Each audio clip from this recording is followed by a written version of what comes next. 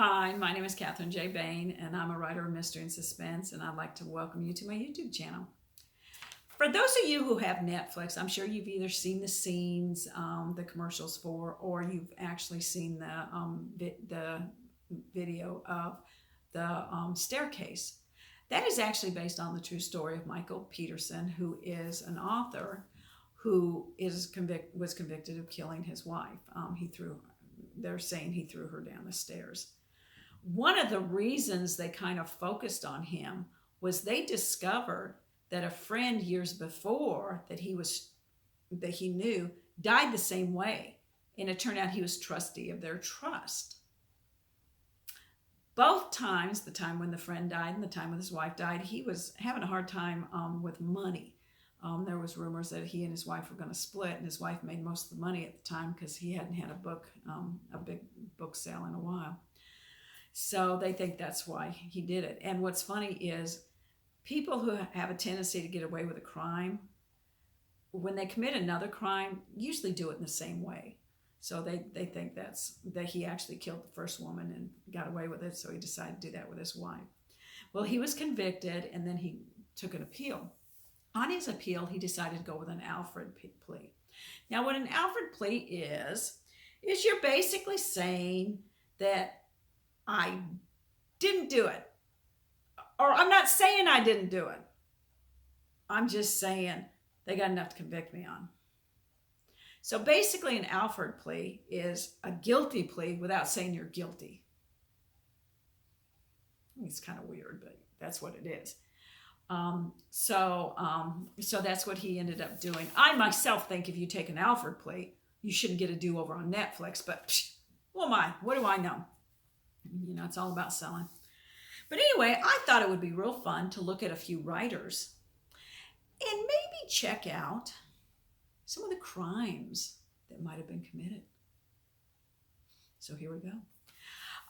First one is Anne Perry, and some of you may be familiar with her. She is a best-selling author. Back in the 1950s, she lived in New Zealand, and she had a very close relationship with a girl. I don't know if it was sexual. Some people want to say it was, but other people. But I think she has said it was just a close emotional relationship.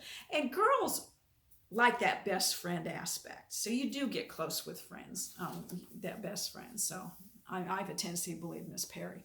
But anyway, the mother of this girl had decided she was going to send her to Africa to live with her aunt. Well, the girls didn't like that, and they ended up killing the mother. So Miss Perry was responsible for the murder of her best friend's mother. And they were caught very, very quickly. Because they were young, they were like 14 or 15 years old, they were pretty young. They didn't serve a lot of time, but she's pretty open about this case. She's not afraid to talk about it, which I think is very good. It shows that she does have some remorse. You can tell when she talks about it. So, but it's a very interesting case. And then for her to come out and end up being this big author is really kind of nice that she ended up fixing her life that way. Another one I'd like to talk about is Francois Villon. Most of you are probably not familiar with him, but back in the Middle Ages, he was probably the most popular poet from that age over in France. Well, Francois had a habit of imbibing a little bit too much, and he was always getting in trouble for his drinking. He's always getting into fights and everything. Well, one time in a bar, he got into a fight, and he stabbed a priest. I don't know if the priest was a good guy or a bad guy, but I just can't imagine when Francois' life ended and he went before the pearly gates that they were real happy to know that he stabbed a priest. Not a good thing to do. The next person I want to talk about is Robert Elliott Burns. Mr. Burns was convicted of robbing a grocery store in Georgia.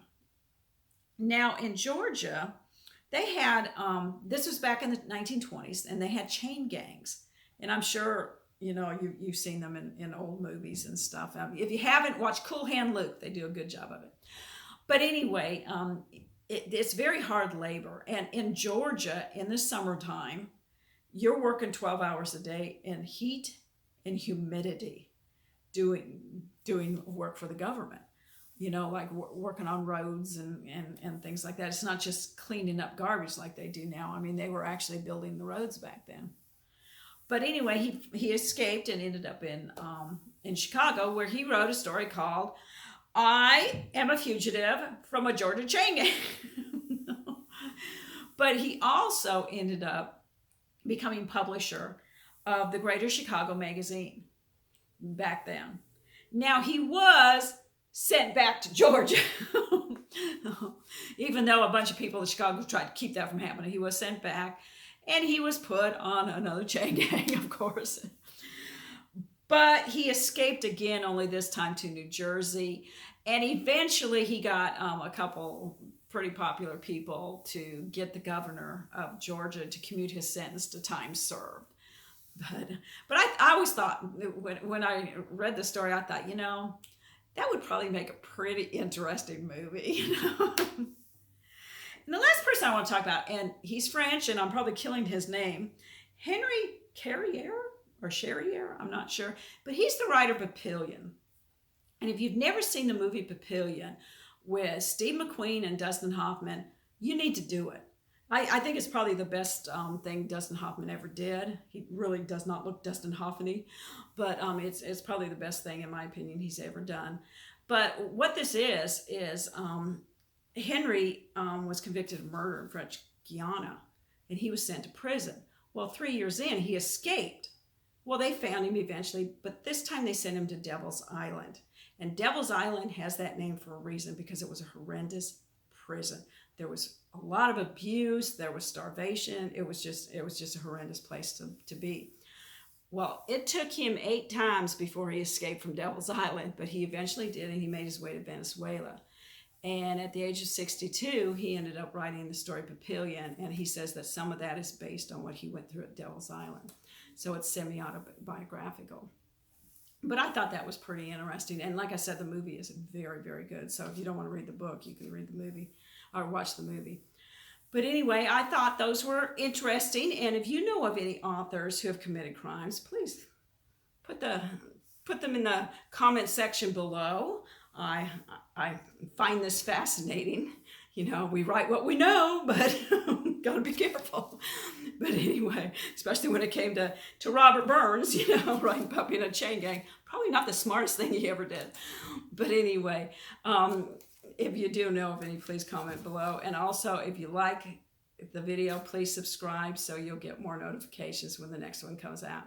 I hope you all have a good day. Please be safe and be healthy. See you next time.